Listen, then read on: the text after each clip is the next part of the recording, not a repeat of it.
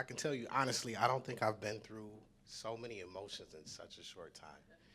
Um, I'm often mistaken as an officer, and I tell people this all the time, that I'm not an officer serving my community. I'm a community member serving as a law enforcement officer.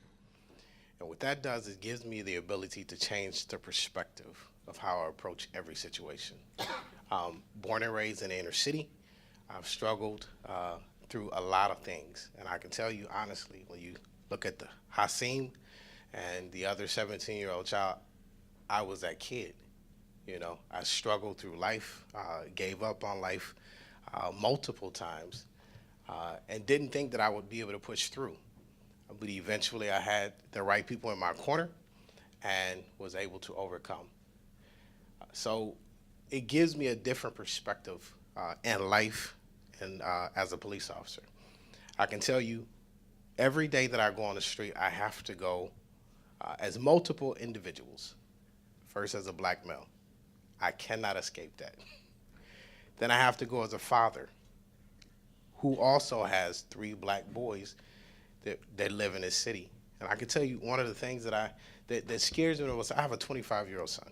One of the things that scares me the most is when I'm at work and I hear a call of a shooting and that victim is 25 years old. I immediately get on the phone and start calling my son. Where are you? Are you okay? All right? And then I have to also look at it from a community member, right? I joined the Milwaukee Police Department because I did not like the police. Just honest. I didn't like the police. I was always that person that fit the description of somebody who had just done something, right? And I remember the conversation I had with a friend of mine, Derek Lemmy. He since retired from the Milwaukee Police Department. He was on the police department about 17 years. And he said, have you ever thought about, I'm struggling with life, trying to figure out what I'm gonna do. He said, have you ever thought about being a police officer? I said, never. It's not anything that I was interested in doing. He said, I need you to come by my house. We're gonna have a conversation. And after we talk, I want you to tell me how you feel. So he brought me to his house and we talked for maybe 2 or 3 hours.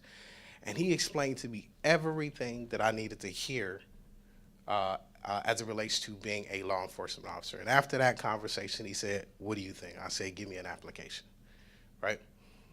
The things that we talked about in this conversation were critical because I didn't understand that as a law enforcement officer that we held a lot of power, right? I didn't understand as a law enforcement officer that we changed the complexion of a person's life within minutes. I didn't understand that. I also didn't understand that if I wanted to change what the police department looked like, I had to do it from within. I can tell you this much. I was on the lines of that riot that we had in this city a few years ago. And I tell people this all the time, and I'm gonna end with this. I tell people this all the time. You got 2 choices in life. You can stand on one side of the line, yelling, screaming, cussing, throwing rocks, do whatever it is you want to do. At the end of the day, you're going to go home, and nothing will have changed. Or you can look at how you can change the structure, complexity, and complications of an organization from the inside. And so the conversation that I had with my friend, the conversations that I have with young men today is exactly that. If you want change, be the change that you desire to see. Thank you.